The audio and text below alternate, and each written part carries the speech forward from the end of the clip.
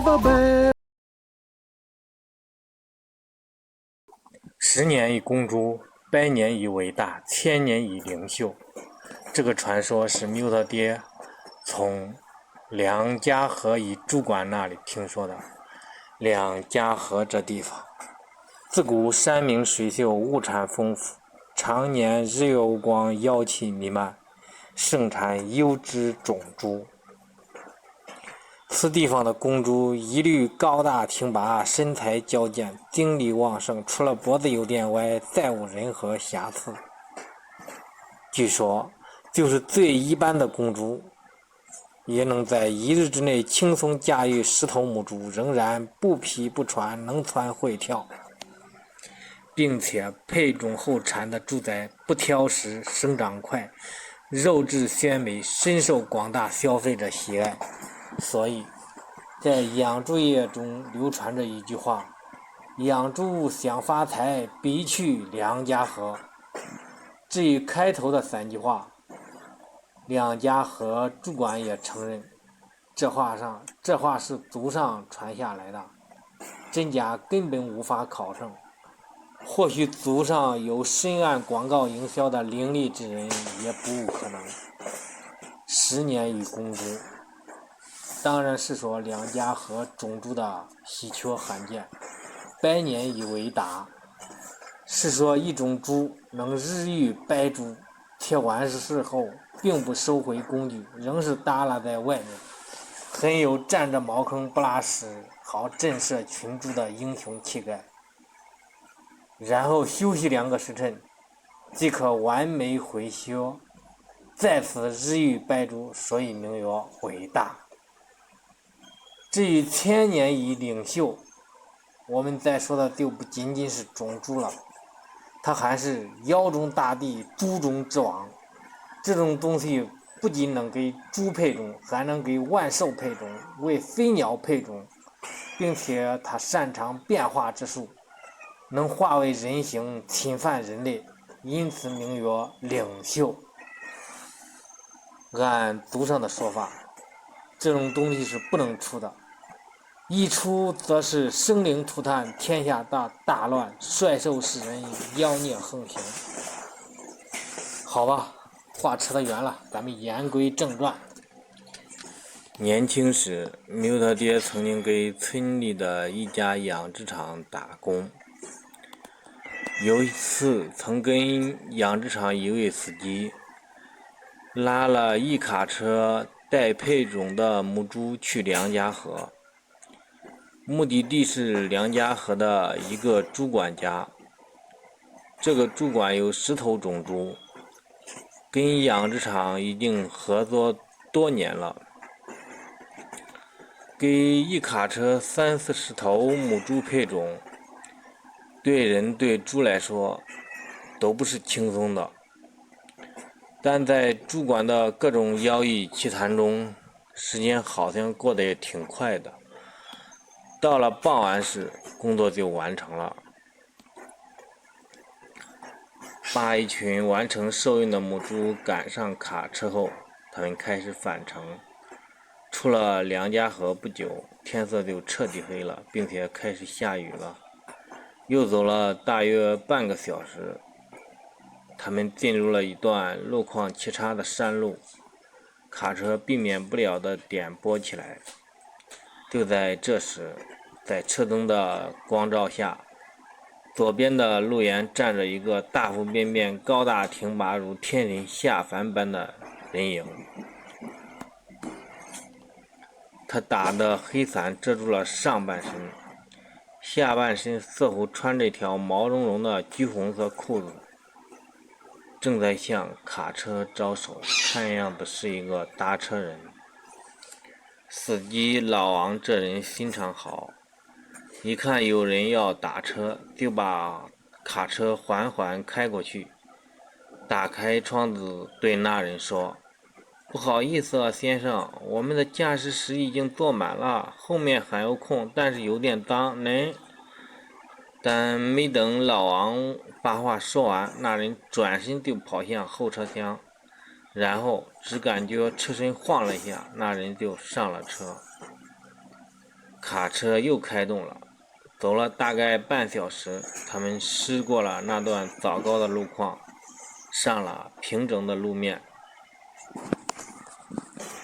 没走多远，老王和缪特爹都发觉了不对头。在路况糟糕时，车身颠簸是理所当然，但现在已经上了好路，为什么车身反而颠簸得更厉害了呢？老王就吩咐缪特爹，让他看看后车厢有什么情况。缪特爹就往后车厢看，结果一看他就傻眼了。只见刚刚上车那家伙没有了伞的遮挡，已经可以看到他的上半身了。他身材高大威猛如天神下凡，上身穿了一件红背心，头戴一顶皇帝们才会戴的黄金冠，背上还背着一把大镰刀，下身光屁股，哪曾有过橘黄色的裤子？原来这就是他的皮毛本色，根本就没穿裤子。此时他正挨个的强暴那群可怜的母猪。缪特爹顿时吓得赶紧回过头。老王问啥情况，缪特爹说你自己看。老王一看缪特爹的脸色，就缓缓停下车，也往后车厢看。一看之下，脸色当场变得惨白。他赶紧回过头，启动哈车，头也不回，一路往前开，嘴里还咕哝着：“别管闲事，别管闲事，反正我们的母猪也是来配种的。”不知道走了有多久，后车厢终于没动静了。此时天也已经亮了，他们壮着胆子向后车厢看，那怪物不知道什么时候已经消失了。那晚回到养殖场，老王就感觉身体不太舒服，几个星期后他就过世了。后来有几次缪特爹想告诉厂长那晚的奇遇，但又怕惹麻烦，只好闭口不谈。又过了3个月，厂长突然兴高采烈来找缪特爹。缪特爹跟着厂长来到了养殖场，看到了所有的母猪都已经生产了，猪崽们都很活泼健康。很明显，它们中至少有一半并非是猪崽，它们无一例外是橘黄色的皮毛，上身穿着一件小小的红背心，下身光屁股，一副又萌又可爱的样子。先生，你是要把这箱子彻底毁了是吧？确定了这红背心是生出来就有的，放那里让娃子们玩。兴奋，一直说：“你就自黑开了。”叫小熊维尼，布的小熊维尼人人都见过，但你见过活生生的小熊维尼吗？我们要发财了，你知道吗？我们要发财了。大壮，但缪特爹心里却充满着担忧。当晚，缪特爹决定不再隐瞒，把他和老王那晚的奇遇以及梁家和主管说的那些奇谈全部告诉了厂长。他明确对厂长说，那些可爱的小萌物可能并非是吉兆，可以确定他们就是那个名叫领袖的妖孽强暴猪群后留下的野种。而梁家河的古老传说早已预言，这种妖孽的出现伴随而来的将是生灵涂炭、天下大乱、率兽食人、妖孽横行。但利欲熏心的厂长根本听不进这些，不过他很快就后悔了。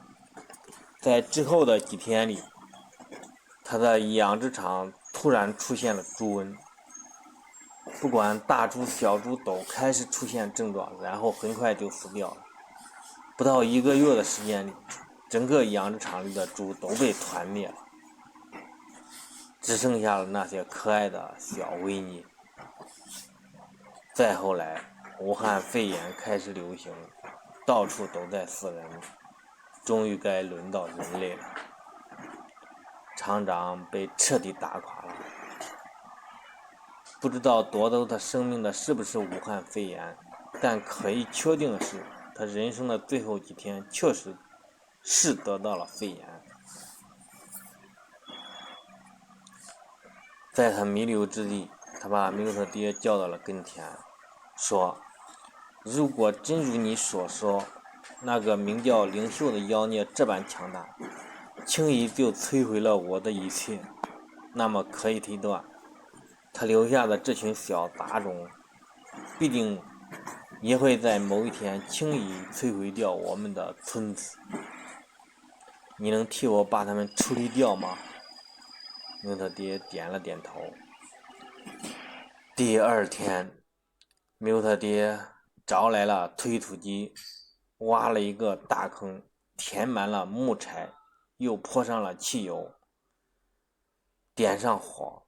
等到火焰开始熊熊燃烧时，他把那些可爱的小维尼们全部扔进了火堆里。